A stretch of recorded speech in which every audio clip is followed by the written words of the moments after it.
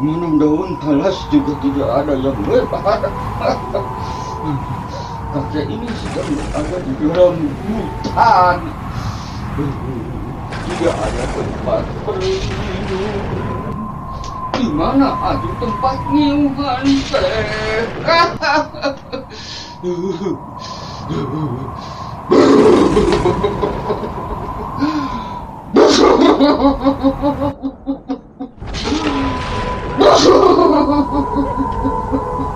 Kedinginan kakek. Ini kakeknya berada di dalam hutan ini tersesat.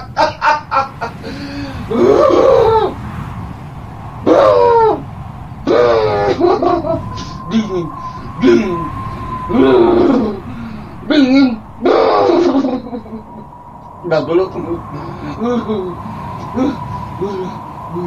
Udah nggak kuat, dingin nggak kuat udah.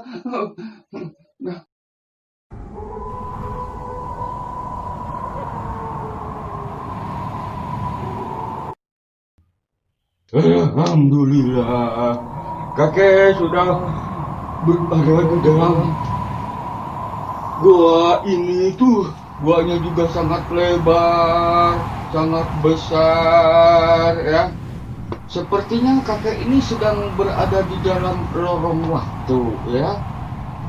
Itu menerawang kepada waktu-waktu sejarah kisah nyata yang terjadi ribuan tahun yang lalu. Ini guanya juga sangat besar sekali, lebar sekali ya.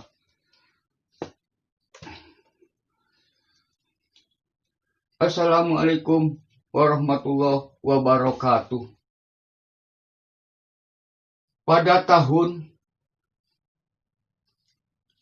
249 tahun yang lalu,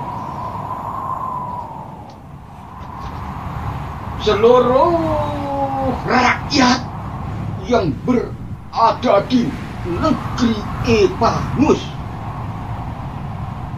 tunduk patuh kepada undang-undang ajas ideologi yang dipaksakan oleh raja yang bengis dan sadis.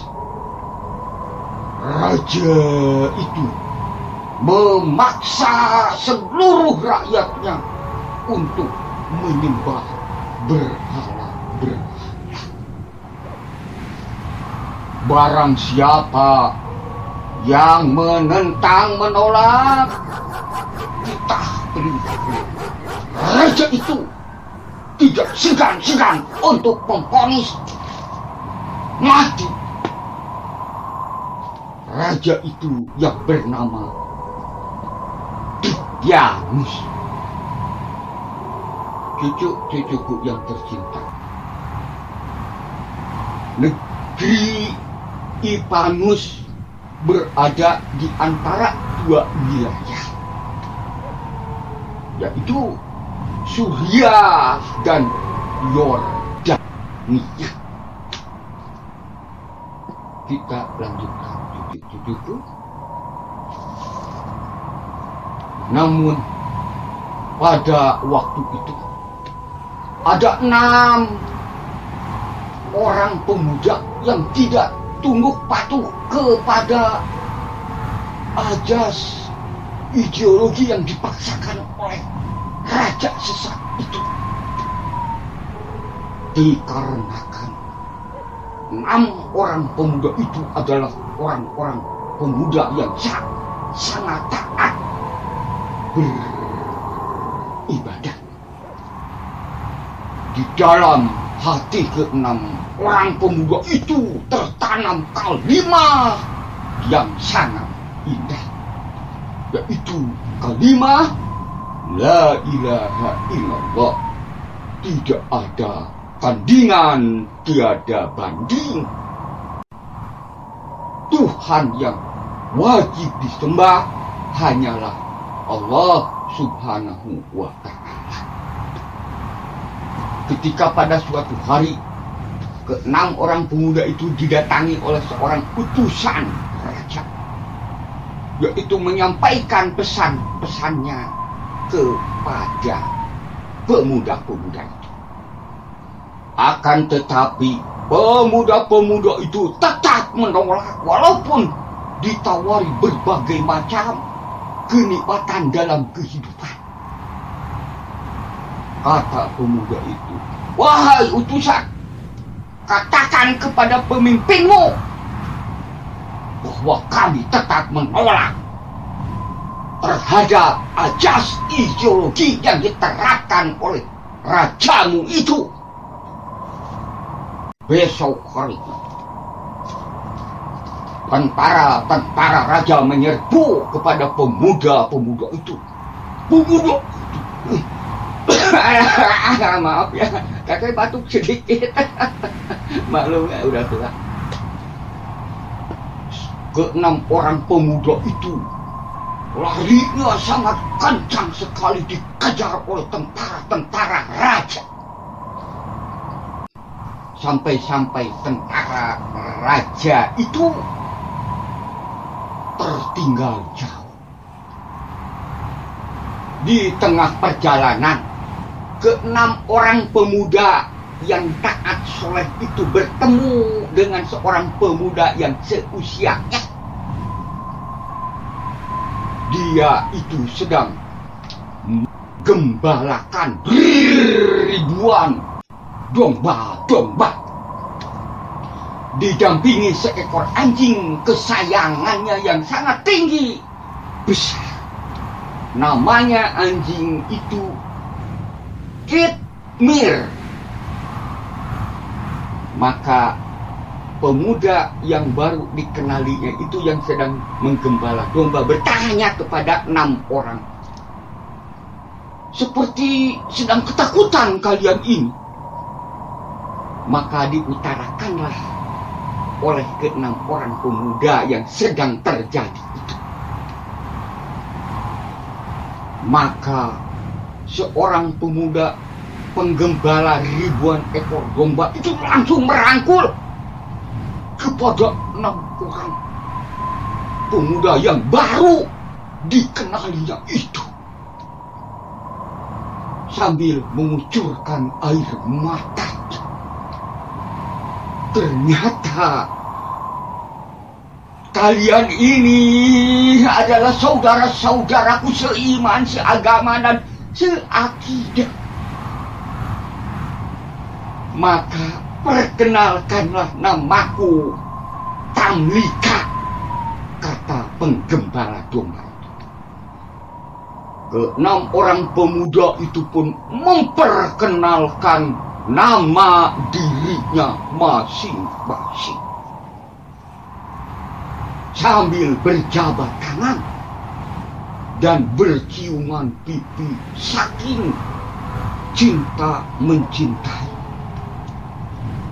"Aku Maksal Minah, aku Martinus, aku Kastunus, aku Bairunus, aku Danimus, aku Yakbunus."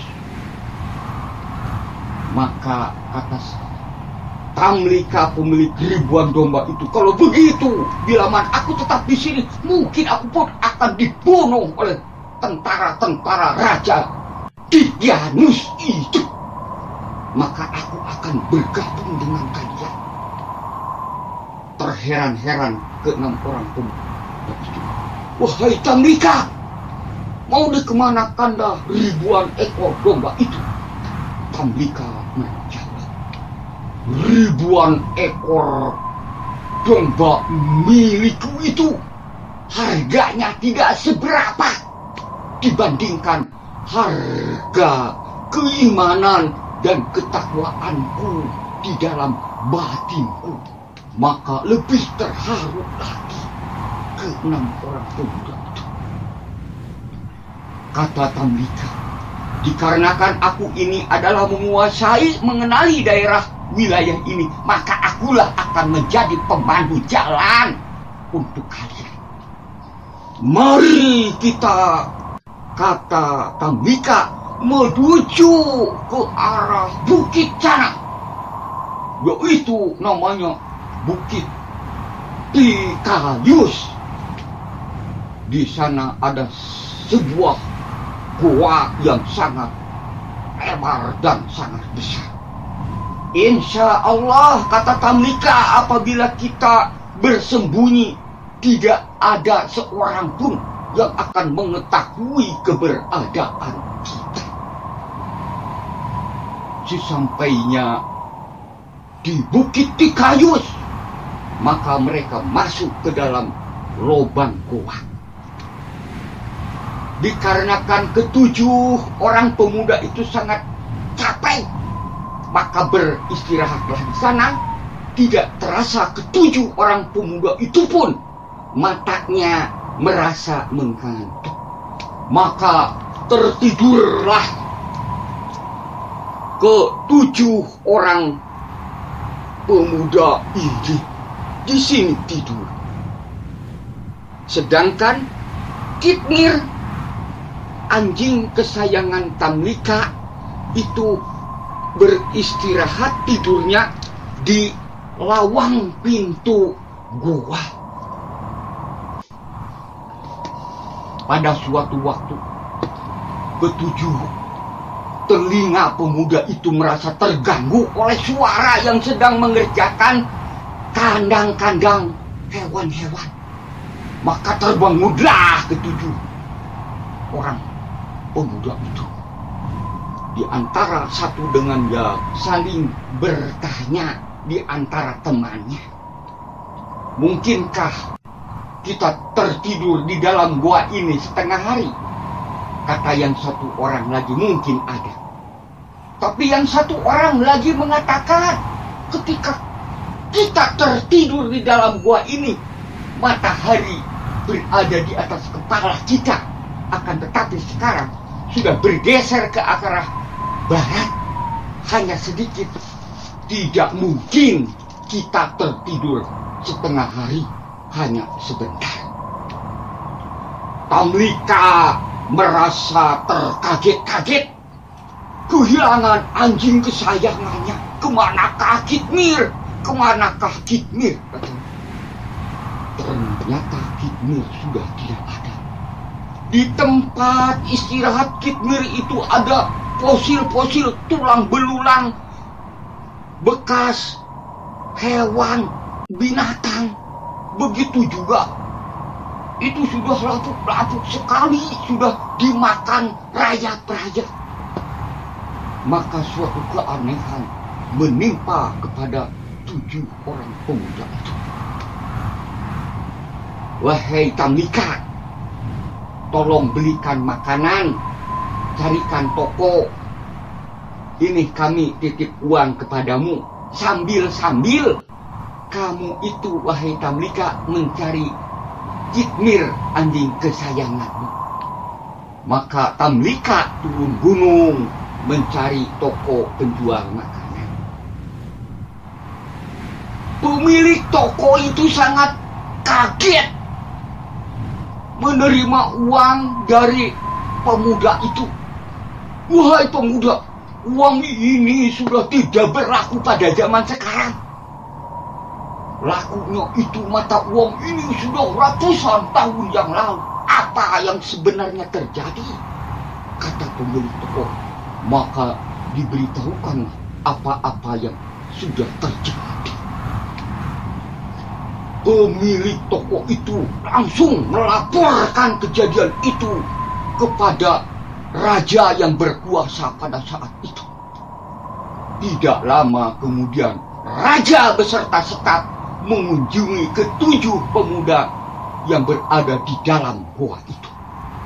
Kata raja, wahai pemuda-pemudaku, itu Allah telah memperlihatkan tanda-tanda kekuasaannya kepada kita semua. Wahai pemuda, kalian telah Allah selamatkan jiwa raga dan iman kalian ini. Wahai pemuda, kalau dihitung-hitung sejak Dikyanus yang satu sudah mati, kedua sudah mati, diserbu oleh tentara ayahku, dan kepemimpinan itu diganti oleh ayahku yang bernama Theodosius. Cucuku, kaki ini terlalu berhati-hati ya, jadi akan jatuh. Kita lanjutkan. Ayahku adalah seorang raja yang soleh, hamba Allah yang selalu berbakti kepada ilahi, telah meninggal dunia. Penggantinya sekarang aku, generasinya. Wahai pemudaku, sekarang ini seluruh rakyat di negeri Epanus ini, staf kerajaan beserta aku, itu insya Allah sudah termasuk orang-orang yang soleh yang berbakti kepada ilahi.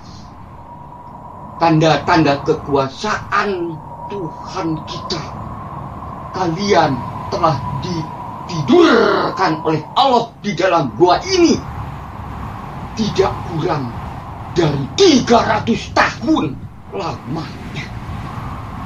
Maka marilah kita, wahai pemuda-pemudaku, kita turun gunung. Kalian akan nyaman, aman, tenang beribadah di dalam istanaku yang sangat megah itu. Akan tetapi ketujuh orang pemuda itu menolak atas ajakan raja yang soleh, raja yang mulia itu. Dikarenakan alasannya, jangan sampai merepotkan paduka raja beserta staf. Tidak lama kemudian, ketujuh orang pemuda itu pun menghembuskan napasnya yang terakhir. Dia meninggal dunia dengan tenang dan akan menuju surga Allah yang maha indah. Cucu-cucuku sekalian, cucu-cucuku jangan lupa ya, di dalam Al-Quran surat ke-18 mulai dari ayat 10 sampai ke 26, silahkan baca surat Al-Kahfi. Itulah agar supaya kalian itu senang membaca Al-Quran. Kalau senang membaca Al-Quran, cucu-cucuku, kita harus senang juga dibaca oleh Al-Quran. Sekian dulu cucu-cucuku tercinta, cerita kisah nyata yang disampaikan oleh kakek mantan orang ganteng di dunia ini. Wassalamualaikum warahmatullahi wabarakatuh. Tunggu video kakek selanjutnya, lebih seru lagi. Sekian ya, dadah.